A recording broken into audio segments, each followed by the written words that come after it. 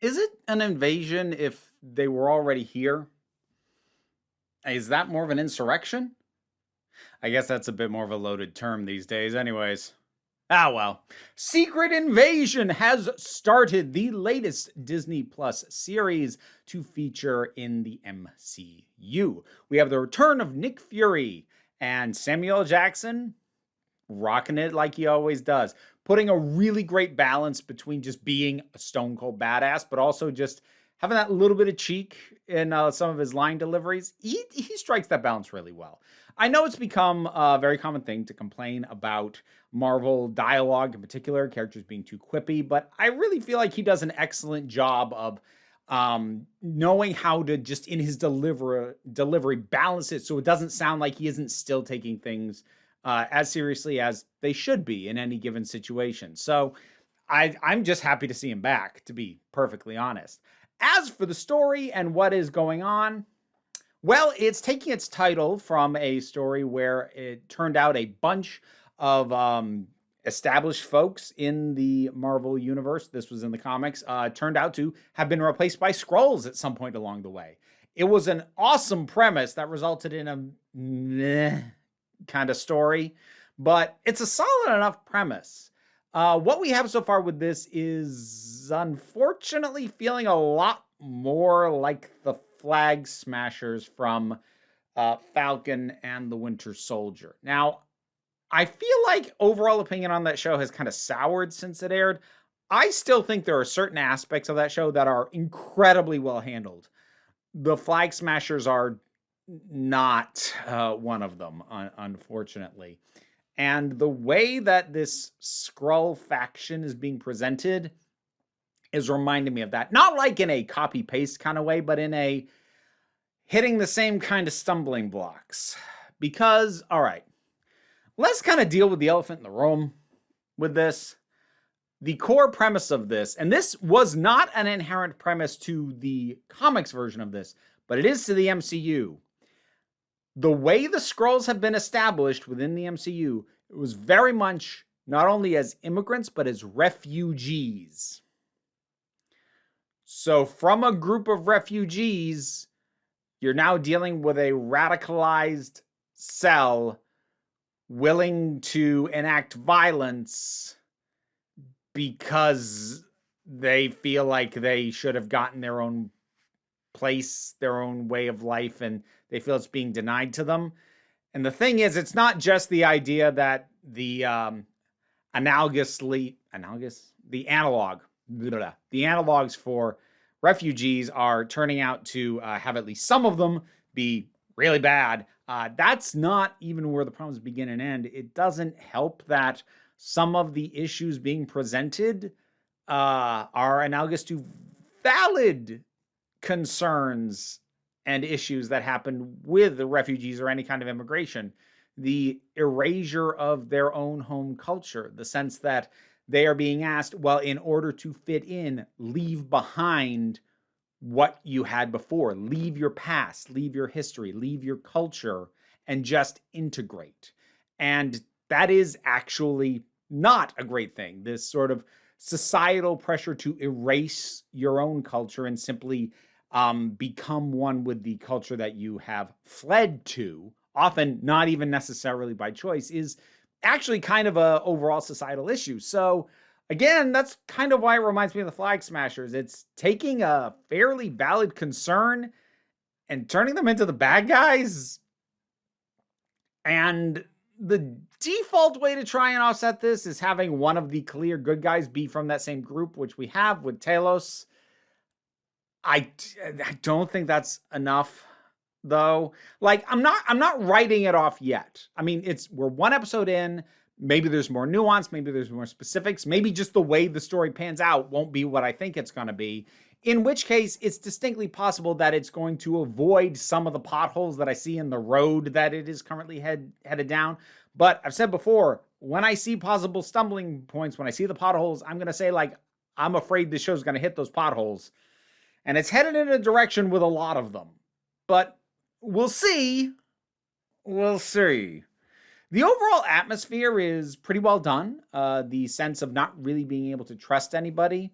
They sort of do that right off the bat by opening with Martin Freeman and the eventual reveal that he has already been replaced with a Skrull.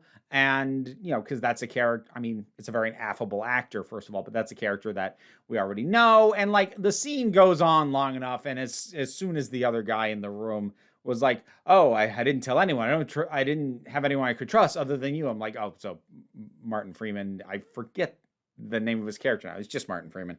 Martin Freeman he's a Skrull." And well, yeah, he was. And they try and continue to hide that for longer, but it's like, no, I know he is. I know the instant the dude said that, it's like, again, slipping into a sort of cliche of this sort of thriller espionage style thing. How much this is going to work is probably going to depend a lot on the actors. Now, like I said, Samuel L. Jackson, he's doing well. I do like Ben Mendelsohn as Telos. I don't love that they just had his wife die between last time we saw her and now. That just always strikes me as lazy. And it often reeks of, well, this is a character whose presence complicates the story we're trying to tell. So let's just have it that they died. Because if there was only one parental figure left for Telos' daughter, who's being played by Emilia Clarke, there's only one parental figure left and they're in a strained relationship. Well, there isn't the other calming voice. And it can be a source of tension. Ooh, she's gone. I'm like, yeah, but that's so basic. That's like the same just kind of thing that always gets used in this. And it's just one of those things where I feel like I'm seeing the hand of the author being like, we wouldn't know what to do with this character if she was here, so we'll just have her be dead. Like, try harder. I'm not saying that because like his wife was an amazing character, but she could have been. Now she'll just never get the chance to be. Speaking of wasted potential, so we'll see if this sticks. But the episode ends with the death of Maria Hill, Kobe Smulders. I'm not sure it's going to land quite right when you take one of the frequently noted as being an underused asset of the MCU, an actress who is way better than you were ever putting her to use, and having her die in your opening. I don't know what you thought you were going to get from that, but my immediate thought is just, what a waste. What a waste. Like, especially because like you just had a massive explosion go off in the middle of a crowded setting. I get the sense of destruction. You don't need to kill a character I already know in literally within the same 5 minutes. That doesn't add anything. It just makes me go, oh, you really didn't have enough faith in that explosion to ratchet things up, did you? You had to add this. The writing has me very concerned. It doesn't feel like it has a strong sense of self. It feels like it doesn't have a lot of confidence in what it's doing. The whole premise and way that scenes play out feel kind of almost second guessed. They feel a little bit committee written, which, as much as some people complain about the MCU starting to feel generic, is not really a sense I've gotten up to this point. Even the stuff that I haven't liked still felt like it was written by some, a person who was maybe trying something I didn't particularly care for, but no, they're trying. I see what you're going for. Here, like, I got to dig a couple layers to feel like I can see what they were going for. This feels written by a committee, and that worries me. Like I said, I'm not going to write it off yet. It could just be a weak open, and maybe things will pick up from here. They'll get more solid now that we've got our premise, but, they're going to have to do something more interesting with the premise than what it looks like they're going to do. Because what it looks like they're going to do is just the standard, there's a terrorist cell, we don't know who's in it. Ooh, can't trust anybody. Like, yes, that is a story naturally to tell with Skrulls, but it's also a pretty basic sort of story, and adding Skrulls to that doesn't alter the fundamentals of those kinds of stories. So they better find something to do with this that isn't just doing this. I don't want it to just be The Siege, but with Skrulls. Why am I referencing The Siege? Nobody remembers that movie. But it really does come to mind, though. And to be fair, when I saw The Siege when it first came out, I liked it. I was also a teenager, so the hell did I know? But anyways, did you see this episode? What did you think about it? Have you seen The Siege, Denzel Washington movie? It's not bad. Hasn't aged great. And like I said, I liked it back in the day. But you know, there's enough good actors and enough good chemistry that it's still kind of fun, even though it's like bit iffy.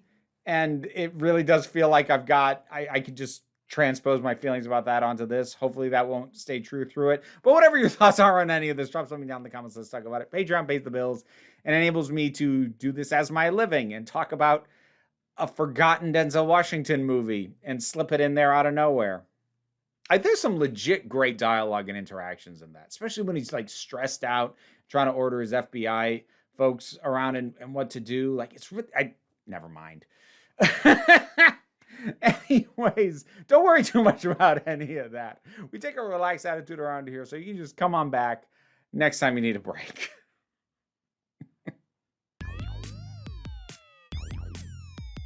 Massive thanks to my Patreon supporters, and in particular, I want to thank Robin Moore, Zubin Lutfullah, Tarak, the thing that goes doink in the anime, Ruth, Oliver B., Solitary Pictures, Ulrich Bogdan, Melinda Walters, Jen, Leotha Boyd, Auntie Kate 808, Becky Sparks, Fernabilex the Poodle, Robin Powell, Tracy Scrabbit, Angry Caspero, Adam R.D.L. Taylor, David Hall, Shayla Gourlay, and Rosalind Bennett. Thanks for your support. You can get your name in the credits too if you feel like hearing me possibly struggle with it for several times before getting it right.